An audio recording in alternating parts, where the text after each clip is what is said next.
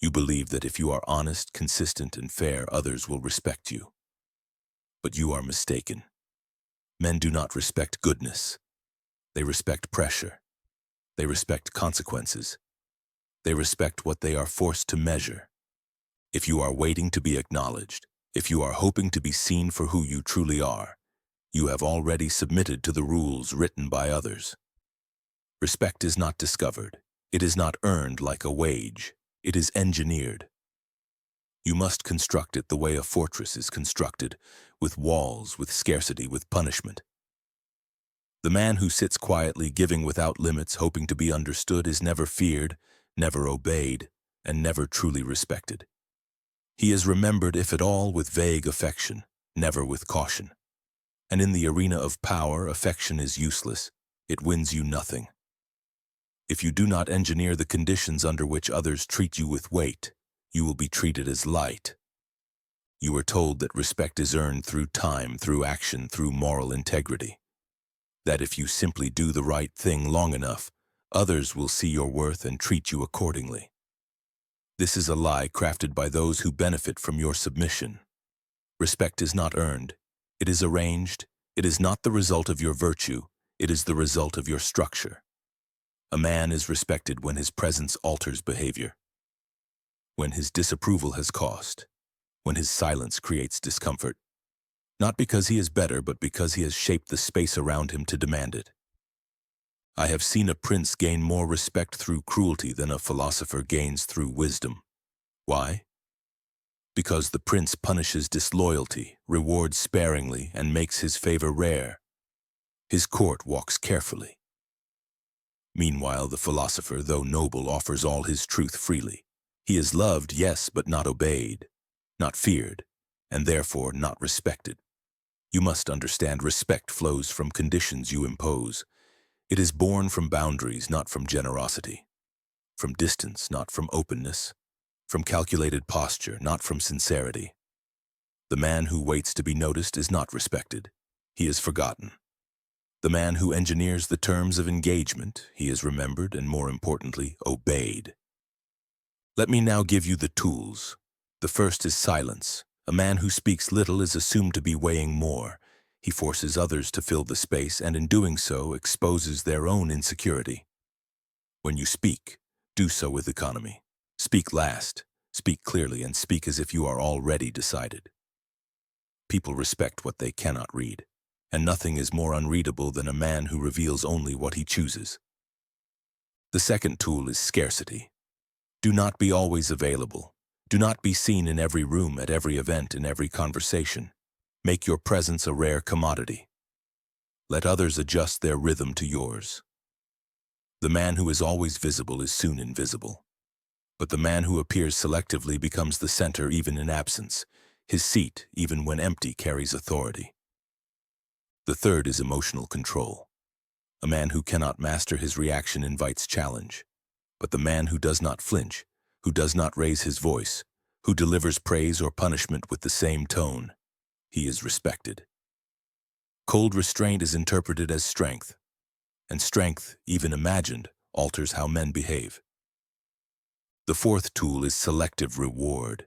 Give approval rarely and only when it serves your interest. Praise is currency. If you spend it freely, it loses all value. But if others must earn it, if they must consider what pleases you, then your silence becomes weighty and your approval becomes power. Do not flatter. Let others compete for your satisfaction. And finally, punish without delay. When someone disrespects your boundary, do not explain. Do not negotiate.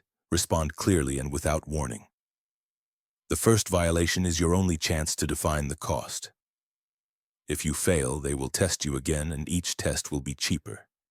If you succeed, they will remember.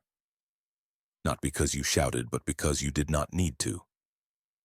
These are the instruments by which respect is engineered: scarcity, silence, composure, selective generosity, and decisive retaliation. They are not moral. They are not emotional. They are structural. If you do not build this structure, you will be treated according to someone else's.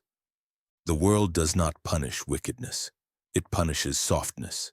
The man who aims to be good, to be generous, to be liked, He becomes a vessel for others' convenience, not because they hate him, but because he offers no reason to be feared. He forgives without cost. He gives without demand. He listens without judgment. And though he may be admired, he is never obeyed. I have seen this pattern in every republic, every court, every circle of influence. The man of virtue, if he is not also a man of structure, becomes a footstool for those less noble but more deliberate. Respect cannot be extracted from admiration. It must be drawn from calculation. If others can violate your boundaries without consequence, if they can predict your response, if your mercy is a guarantee, they will test you. And when they win, even slightly, they will begin to see you not as noble but as manageable. And what is manageable is not respected. A good man who refuses to engineer power becomes a servant to those who do. And while he tells himself that patience and kindness will triumph in time, he is being forgotten in real time, not because he lacks value, but because he failed to make that value felt. So now you understand, respect is not a feeling. It is not admiration. It is not granted in recognition of your goodness. It is a condition you build with intent, or one you surrender to others. If you are not structuring how you are perceived, then others are doing it for you. If you are not punishing violations, you are inviting them. If you are not limiting access, your presence will become worthless. And when that happens, do not be surprised that you are overlooked. You were not overlooked. You were made small by your own design. The prince who is respected is not the one who waits to be seen. He is the one who builds the conditions under which others must look up. He is distant when others demand closeness. He is cold when they beg for warmth. He rewards not by accident but with purpose. And he punishes not in anger but to maintain his order. That is the art of engineering respect. It is not about being loved. It is about being measured. And those who are measured are obeyed. You do not have time to wait for the world to discover your worth. Build it, enforce it, make it felt, or be reduced by the very structure you refuse to create. If you found value in these lessons, do not let them stay as thoughts. Turn them into strategy. Subscribe now to arm yourself with the truths others are too afraid to say. Every video here is a weapon, crafted to sharpen your understanding of power, perception, and control. Learn to think like a ruler, not a servant, and remember, the world obeys structure, not intention.